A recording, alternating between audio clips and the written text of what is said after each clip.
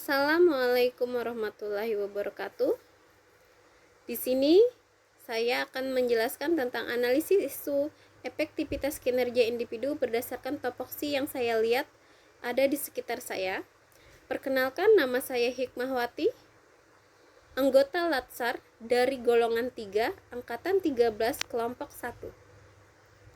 Baiklah, yang pertama, saya akan membahas pra-analisis. Ada beberapa isu seputar efektivitas kinerja individu sesuai topoksi saya yang saya lihat berada di sekitar saya, yaitu adanya penurunan motivasi kerja. Lalu ada keterbatasan penggunaan media belajar dalam PJJ, adanya kurang kedisiplinan, dan mengutamakan kepentingan pribadi. Lalu saya membuat tabel dengan menggunakan analisis isu dengan metode APKL, yaitu A, aktual, yaitu yang pernah terjadi dan sedang hangat-hangatnya. P, problematika, yang memiliki dimensi masalah yang konflik. K, halayak, yaitu menyangkut hidup banyak orang. L, layak, masuk akal, realistis, dan relevan terhadap apa yang ingin dibahas. Di sini saya yang pertama, menurunkan motivasi kerja menurut saya kurang aktual karena tidak berita hangat lagi untuk penurunan motivasi, karena kadang itu terjadi cuma beberapa individu dan sudah bisa teratasi.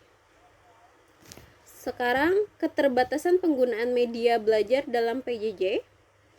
Karena sekarang lagi pandemi, keterbatasan penggunaan media belajar dalam PJJ ini sangat dibutuhkan. Apalagi kita sekarang menghadapi yang namanya pembelajaran secara online. Jadi harus adanya media belajar yang lebih bermacam-macam agar anak-anak merasa pembelajaran walaupun di rumah itu tersampaikan dengan baik. Dan ini menurut saya memenuhi syarat. Kurang disiplin, untuk aktualnya masih kurang. Untuk memiliki dimensi masalah yang kompleks tidak. Ya. Jadi nomor 4, mengutamakan kepentingan pribadi. Ini aktual, ya. Sedang hangat-hangatnya karena seringnya terjadi lebih mengutamakan kepentingan pribadi, tetapi tidak menyangkut hidup halayak banyak.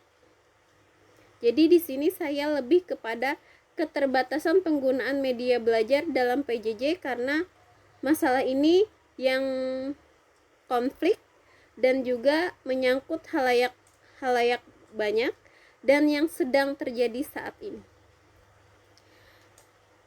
Nah, di sini saya membuat fishbone penyebab dan akibat dari problematika yang tadi, yaitu penyebabnya adanya produktivitas, merasa umur yang tidak muda lagi, maka dari itu kadang tidak ingin lagi belajar tentang menggunakan aplikasi, adanya ingin pensiun, sudah merasa diri ingin pensiun. Lalu mesinnya, ada alat yang digunakan ketinggalan zaman. Ada guru-guru yang masih menggunakan HP dengan HP yang masih ketinggalan zaman. Adanya masih menggunakan alat tik, tidak bisa menggunakan komputer atau laptop. Lalu surrounding, yaitu budaya lama. Budaya lama ini masih mengedepankan nilai-nilai yang dulu, menggunakan alat tik, budaya lama, tidak mau menggunakan budaya seperti alat-alat yang baru seperti itu.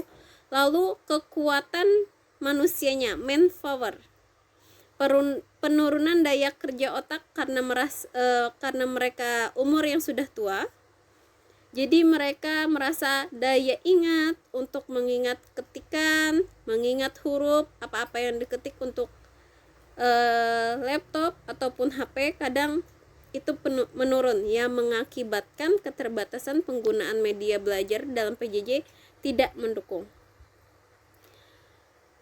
Di sini saya tabel rekomendasi penyelesaian masalah adalah isunya, yaitu keterbatasan penggunaan media belajar dalam PJJ. Lalu penyebabnya adalah kurang mampunya. Dari yang tadi kita simpulkan, yaitu penyebabnya adalah kurang mampu beradaptasi dengan penggunaan teknologi baru. Di sini saya bikin 2 alternatif, yaitu yang pertama adalah mengikuti pelatihan, seminar, workshop, dan lain-lain, dan juga belajar dengan teman sejawat. Bisa dengan teman yang sejawat yang lebih muda atau yang lebih bisa berpengalaman. Walaupun seumur, tapi berpengalaman lebih bisa diandalkan. Terus ada tahapan setiap alternatifnya, yaitu adanya persiapan, pelaksanaan, dan tindak lanjut. Untuk persiapan, mencari informasi terkait pelatihan dan seminar yang sesuai dengan kebutuhan. Misalkan tentang tadi, misalkan kita ingin menggunakan media pembelajaran dengan HP, maka alangkah baiknya kita mencari seminar yang tentang HP, tentang media yang menjelaskan tentang penggunaan telekomunikasi. Lalu didata guru-guru mana saja yang kurang terlalu bisa menggunakan itu. Dan pelaksanaannya yaitu memastikan para anggota yang mengikuti baik langsung maupun tidak langsung mencari narasumber untuk memberikan materi. Jadi semua pihak ikut terlibat. Tindak lanjutnya, jika dirasa kurang maka teman sudah memahami bisa membantu teman yang belum memahami. Seperti tadi, belajar dengan teman sejawat walaupun berbeda umur, dengan yang lebih muda ataupun yang sesama umurnya tetapi dia sudah memahami. Hasil yang diharapkan dari alternatif tadi itu guru mampu menggunakan media yang beragam dalam PJJ dan menciptakan suasana belajar yang lebih efektif lagi agar tersampaikan kepada anak-anak pembelajaran walaupun belajar secara online. Para pihak yang ikut serta yaitu Dinas Pendidikan, Kepala Sekolah, dan Dewan Guru. Sekian dari saya. Terima kasih. Assalamualaikum warahmatullahi wabarakatuh.